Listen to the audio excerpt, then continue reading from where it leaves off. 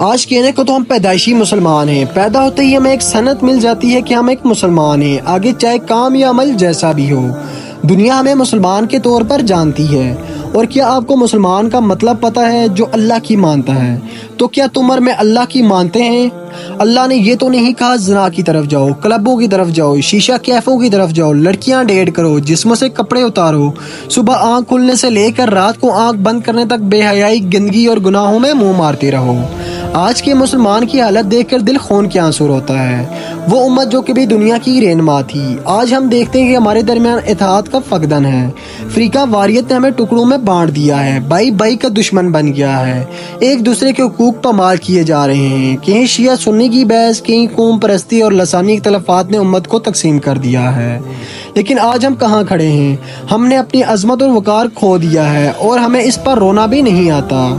آج کا مسلمان علم سے دور ہو چکا ہے۔ ہم وہ لوگ تھے جنہوں نے دنیا کو علم، تہذیب اور تمدن سکھایا، لیکن آج ہماری تعلیمی معیار گرتا جا رہا ہے۔ دنیا سائنس اور ٹیکنالوجی میں ترقی کر رہی ہے اور ہم ابھی بھی اپنے ماضی کی یادوں میں کھوئے ہوئے ہیں۔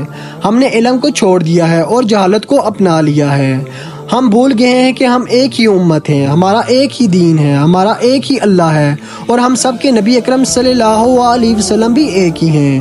لیکن آج ہم آپس میں دستوں گریبان ہیں، ایک دوسرے کے خون کے پیاسے ہیں۔ اللہ تعالیٰ نے قرآن میں فرمایا، وَاعْتَصِمُوا بِحَبْلِ اللَّهِ جَمِيعًا وَلَا تَفَرَّقُوا، اور سب کے سب مل کر اللہ کی رسی کو مضبوطی سے تھام لو اور تفرقے میں مبتلا نہ۔ لیکن آج ہم قوم، زبان، ذات پات کی بنیاد پر تقسیم ہو چکے ہیں اور اس تقسیم نے ہمیں کمزور کر دیا ہے۔ اخلاقی زوال کا یہ حال ہے کہ جھوٹ، دھوکہ، بدعنوانی اور رشوت ہمارے معاشرے میں عام ہو چکی ہے۔ وہ مسلمان جو کبھی امانت و دیانت کے پیکر تھے، آج ان کا نام بدعنوانی کے ساتھ جوڑا جا رہا ہے۔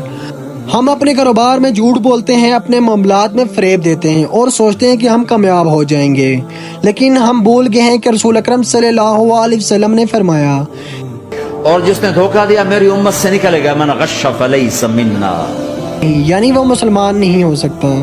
مسلمانوں کی حالت ظاہر دیکھ کر یہ سوال ذہن میں آتا ہے، ہم کیسے اس قوم کا حصہ ہو سکتے ہیں جسے اللہ نے بہترین امت کہا تھا؟ ہم نے اپنے دینی اصول کو چھوڑ کر دنیاوی مفاد کو اپنا لیا ہے۔ ہماری مساجد بھری جاتی ہیں لیکن ہمارے دل خالی ہیں۔ ہم ظاہری عبادت میں مشغول ہیں لیکن ہماری روحیں اللہ کے قریب نہیں۔ ہم نماز تو پڑھتے ہیں لیکن ان نمازوں کا اثر ہمارے کردار پر نظر نہیں آتا۔ کیا یہ وہی مسلمان ہیں جنہوں نے دنیا کو انصاف، عدل اور انسانیت کا درس دیا تھا؟ آج ہمارے معاشرے میں ظلم و ستم عام ہے۔ ہم غریبوں کا حق مار رہے ہیں، یتیموں کو ان کا حق نہیں دے رہے اور بیواؤں کا سہارا بننے کے بجائے انہیں تانے چھوڑ رہے ہیں۔ کیا یہ وہی دین ہے جو ہمارے نبی اکرم صلی اللہ علیہ وسلم نے سکھایا؟ آج ہمیں توبہ کی ضرورت ہے، ہمیں اپنے اعمال کا محاسبہ کرنے کی ضرورت ہے، ہمیں واپس قرآن و سنت کی طرف لوٹنا ہوگا، ہمیں اتحاد کی راہ اپنانی ہوگی اور علم کے میدان میں آگے بڑھنا ہوگا۔ ہمیں اپنے اخلاقی حالات کو سدھارنا ہوگا تاکہ دنیا میں مسلمان ایک بار پھر عزت و وقار کے ساتھ کھڑے ہو سکے، مسلمانوں کا وقار بحال ہو سکے۔ لیکن یاد رکھیں، اللہ تعالیٰ نے قرآن میں فرمایا، ان اللہ لم یکن مغیرا نعمتا انعمها علی قوم حتی یغیروا ما بانفسہم، خدا نے آج تک اس قوم کی حالت نہیں بدلی، نہ ہو جس کو خیال آپ اپنی حالت کے بدلنے کا۔ قوموں کے اپنے اندر کے حالات بدلتے ہیں تو پھر تقدیر۔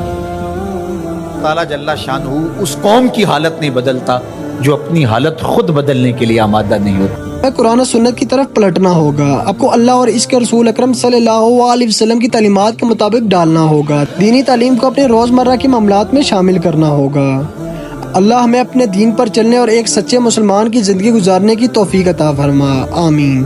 اگر ویڈیو اچھی لگی ہو تو چینل کو سبسکرائب کریں اور ویڈیو اپنے دوستوں کے ساتھ بھی شیئر کریں۔